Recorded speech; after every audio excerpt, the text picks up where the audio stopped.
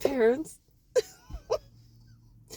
I'm coming at you because I think a lot of us who are estranged from our sons and daughters, some of us feel like failures and say, I coulda, woulda, shoulda, or I wish I would have done things different, and I would do anything to reconnect with my son or daughter or whatever.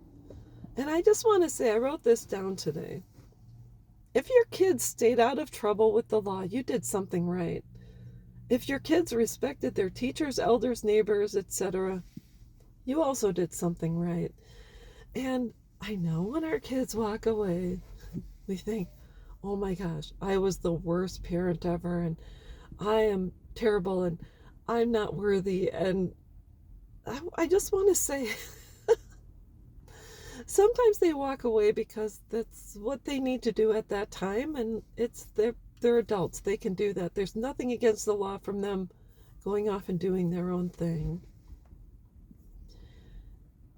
And a lot of times when you talk to someone new or you talk to someone older that you've known for a while and you say, my kids aren't in my life right now, they'll say, what did you do? What, you must have done something in order for them to disconnect. And I'll say, well, I did 1,000,001 things cause a disconnect, because I did do my best, and man, there's times I was frustrated and I could have done things different, and I coulda, woulda, shoulda.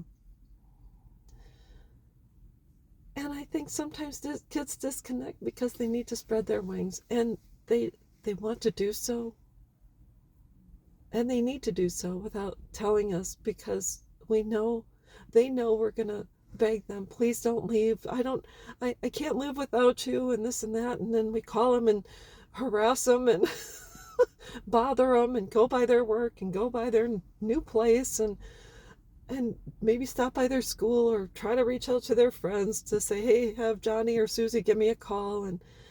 And so I think when they finally decide to move on, there's a lot of times we can carry guilt and shame, and maybe sometimes it's justified. Maybe you were a jerk as a parent, or I was a bee, or whatever. But in looking back, and I'll say the first thing I noticed about my kids, and other people will say, was, man, you had really good kids. Your kids were respectful and kind, and they did, they did okay in school, and they respected their teachers, and they didn't get into trouble and this and that. I'd say if people can say that about you as a parent, good for you. Is it something to hang your head on? Absolutely. And if your kids got into trouble, that's a totally different story. I'm not speaking to you guys today because I don't want to guilt or shame anyone who has children that are out there in this world wreaking havoc. I'm just going to say I wasn't perfect.